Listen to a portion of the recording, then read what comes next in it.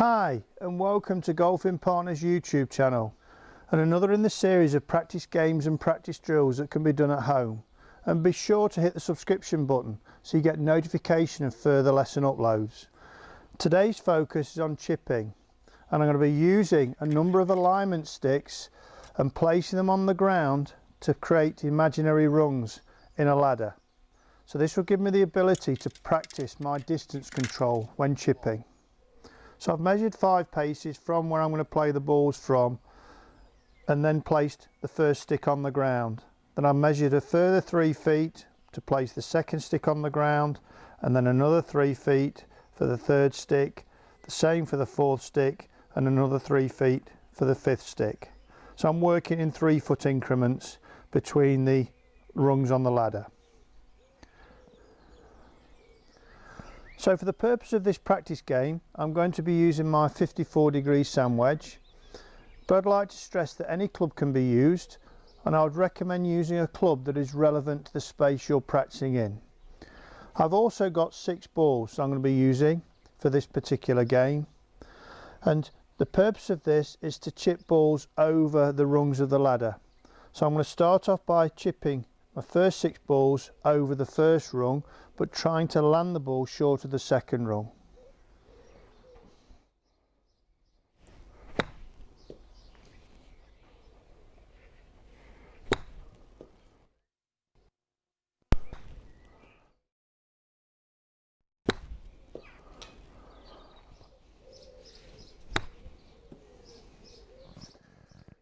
So once I've played 6 shots, I then score that game.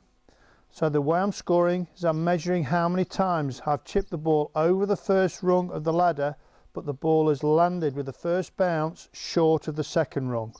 And then I'd record my score onto my scoring sheet.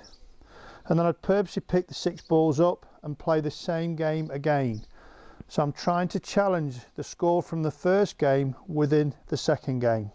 Now once I've completed that, I would then move on to the second rung of the ladder. So I'd play 6 balls trying to fly the ball over the second rung but land the ball short of the third rung. So again I'd record that score in the first game and then purposely play that game again.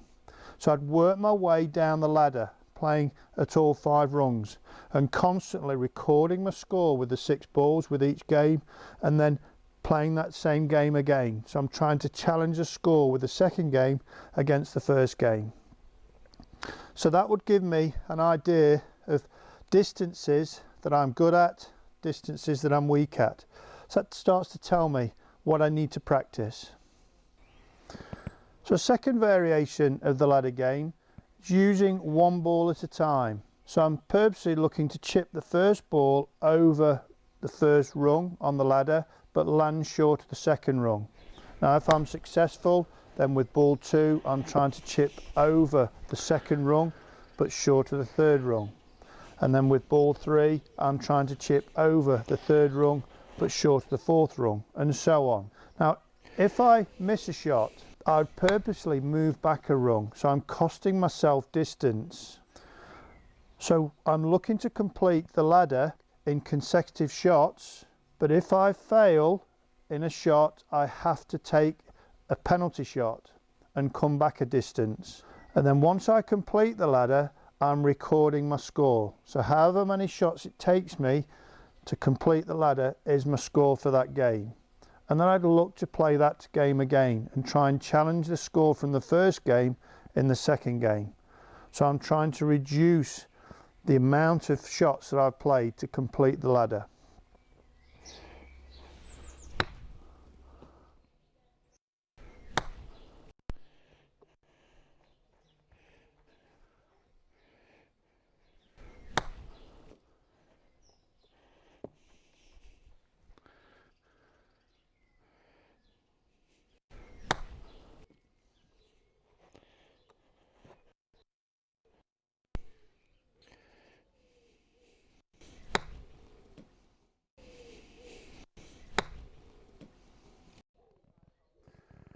So it's taken me 7 shots to complete the 5 rungs. So I've worked 1 ball at a time, and with the first ball I'm looking to chip the ball over the first rung, but land the ball short of the second rung. And then if I'm successful with the second ball, I'm looking to chip the ball over the second rung but land short of the third rung. So I'm working my way up the ladder and I'm counting how many shots it takes me to complete the ladder. Now bearing in mind, if I miss a shot, I have to come back a rung. So with this particular game, it's taken me 7 shots to complete the 5 rungs in an order. Now I'd purposely play the game again, so I'm trying to challenge the score from the first game with the second game. I hope you found this instruction both helpful and useful. And please take time to look at other practice drills and other practice games I have available within the Golfing Partner YouTube channel, and be sure to subscribe so you get notification of further lesson uploads. And if you are struggling with a particular part of your game, head to www.golfingpartner.com, where you'll find an array of video tutorials to view that cover all aspects of golf. Please enjoy.